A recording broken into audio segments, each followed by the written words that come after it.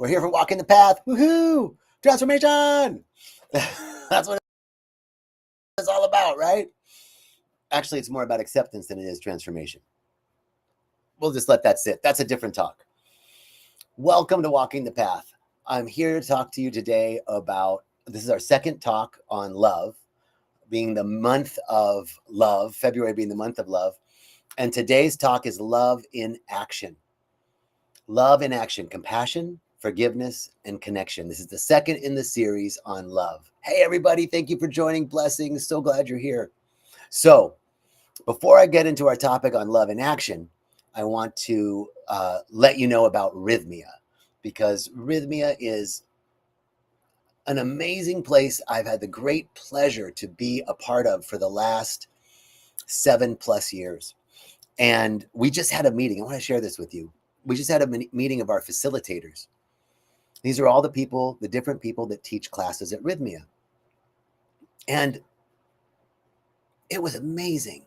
First of all, we meet as a facilitation team to go over how we can improve delivering the core curriculum at Rythmia. And the individuals that I get to be in community with on the facilitation team were amazing.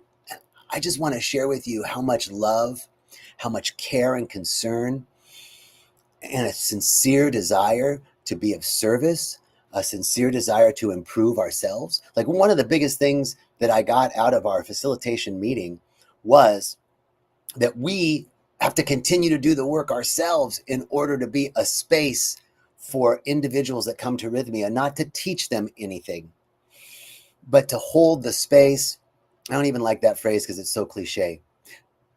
To create the ability for individuals to get in touch with themselves and do their own healing within. It's remarkable. And we have this amazing team. So Rythmia is a place for individuals to come to see what rackets they've been running in their lives, what they've been avoiding, what their blind spots are.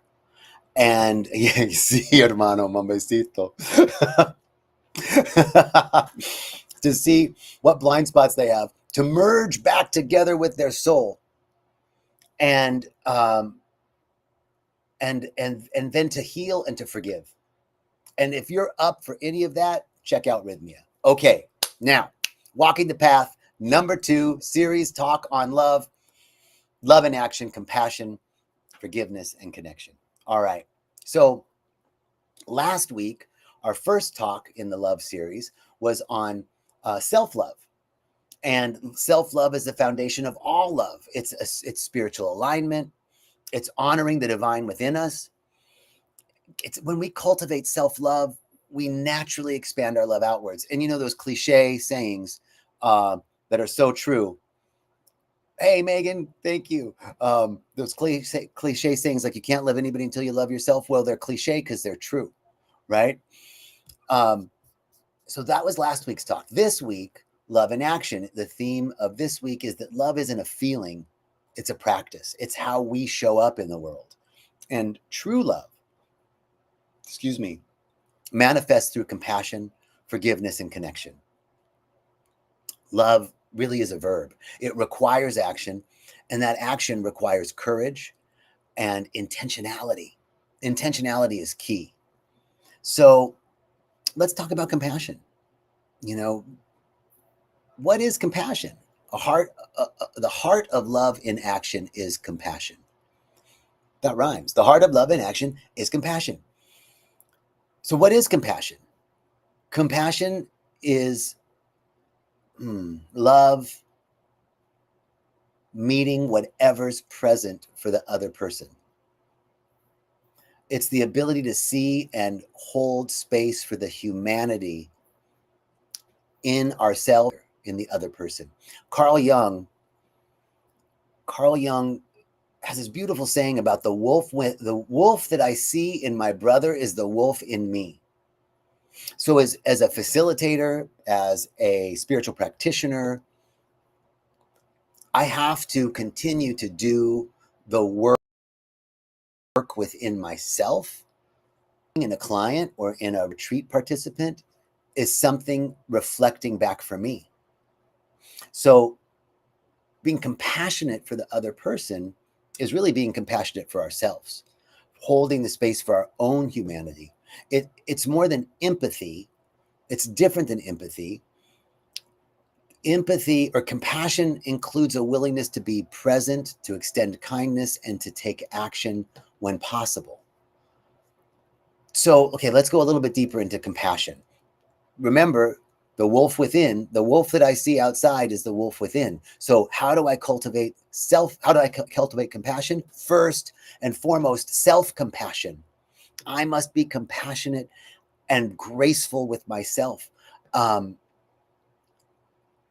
To know that we struggle to offer it to others. That's a really important point. That our work is not just for ourselves, but it's so that we can be present to others. And one way to practice self-compassion is non-judgment, recognizing that everyone is in their own path, including ourselves. Compassion doesn't mean agreeing with someone, it means understanding the humanity. So this is really seeing through the form, seeing through the roles, the temporary roles that we're all playing. You know, you walk into a store, the clerk's playing a role, you're playing a role, the stock person is playing a role, we're all playing, the manager's playing a role. But we can see through the role to the human behind that role. It's also, we can practice this when walking in nature.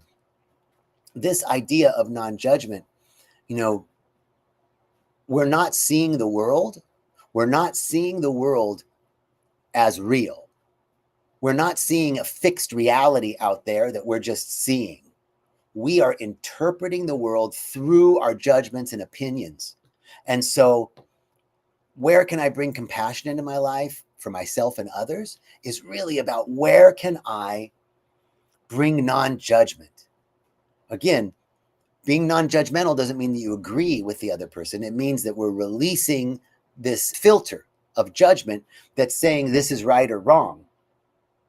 We're absolutely allowing the other person to have what they're having. Have it.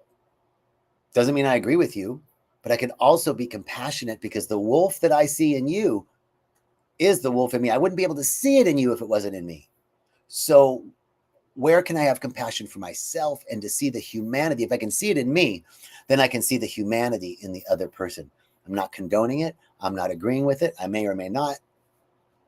But the idea of real compassion begins with compassion for ourselves so that I can extend that to others, to see through the form to the I am energy, presence, consciousness in back of everything, in back of everything.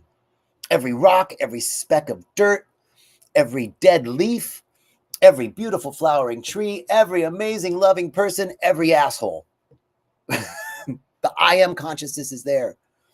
It doesn't mean that I have to have compassion for that asshole, so I got to be around assholes. No, you don't have to be around them. But notice the judgment. And that judgment that I have about them is probably projection. So the work, again, comes back here. The work comes back here. All right. So where can I bring more compassion in my life towards myself and others? Removing judgment is a key. The second aspect of love in action, the verb of love, is forgiveness. The forgiveness is the liberation of love. Now, forgiveness isn't about letting someone off the hook. It's about freeing ourselves. There's an old saying that says, like, holding on to resentment is like drinking poison and expecting it to hurt the other person, to expect the other person to suffer. We're only causing damage to ourselves. So we forgive not because someone deserves forgiveness. We forgive because we want peace. What is not forgiveness? Forgiveness is not condoning a harmful behavior. Forgiveness does not mean reconciliation. You can forgive and still hold boundaries. But forgiveness does mean releasing resentment and disconnecting. One of my favorite sayings is the word forgiveness in Aramaic. In Aramaic, the word forgiveness is shavakin, and it means to forgive or to pardon, but it also means to unhook a horse from a cart. You know, in these ancient languages, there's lots of meanings in the words depending on their location in syntax. So in one sense, shabakin is to unhook a horse from a cart. In another sense, it's to pardon or forgive. So forgiveness then is really just unhooking from the past. It's unhooking from that situation. I'm not giving my power away to that circumstance, condition, or person anymore. And I want to go one step further. Gratitude stabilizes forgiveness. Gratitude stabilizes forgiveness. Now let's talk about that. This was a big insight for me just this week. I had a huge release around forgiveness.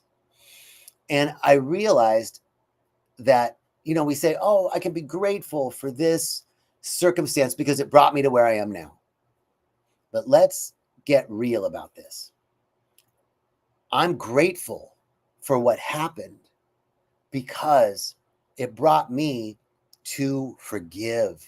And forgiveness is an expansion of my awareness. So now the next thing I want to add into forgiveness, dig this.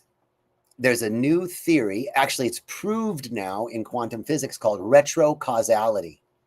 It was a theory, unproven, and just a week ago or less, they released a study, and in an experimental control model, they were actually able to see what they call retrocausality, which is that the arrow of causality does not move in one direction from the past to the future. So how does it moves? It can also move from the future to the past. How does that work?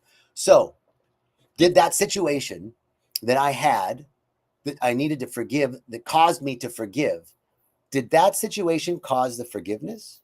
Or did the necessity of me expanding my consciousness and my awareness to open up enough to forgive, was that the necessity that caused the event in the first place?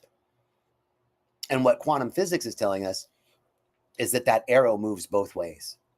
So I can be great. Gratitude stabilizes forgiveness. I can be grateful for what happened, whether it was a perpetrator or I was victimized, never a victim, but could be victimized. Did that cause me to forgive? Or did the necessity of me expanding my awareness to a greater level of love, peace, and forgiveness within myself, a greater ability to see through the form to the humanity, to the essence, to the truth behind, the need to expand my consciousness, did that cause the circumstance or condition in the beginning? Which way does the arrow of causality flow? Okay, so how do you begin the process of forgiveness? Shift the focus from blame to understanding, right? Giving up blame and shame is the foundational piece of forgiveness. Understanding doesn't mean, I mean, it could, if it helps you to say, oh, I understand that that person that hurt me was just a hurt person. You know, that could work. But it also is understanding that you were responsible. Did you create that so that you could have forgiveness? Did the necessity of you to expand your awareness and move beyond holding on to resentment, did you create that circumstance so you could have a level 10 forgiveness awareness? That's the level of understanding that I really want to talk about. And we begin to release the emotional weight through prayer, through journaling, through speaking it aloud, through purging, getting it out, right? We want to honor the story, but not get caught in it. Honor the story, but not get caught in it. And you know, one way is like, anything that you did intentionally or unintentionally to hurt, harm, or endanger me, this is from Reverend Michael, anything that you did intentionally or unintentionally to hurt, harm, or endanger me is forgiven. If you would have known better, you would have done better. Now that's the truth. Because if I really knew that I couldn't hurt you without hurting me, I wouldn't have done it. If I really knew that helping you was going to help me, I would have done it. So that's when we say, if you would have known better, you would have done better.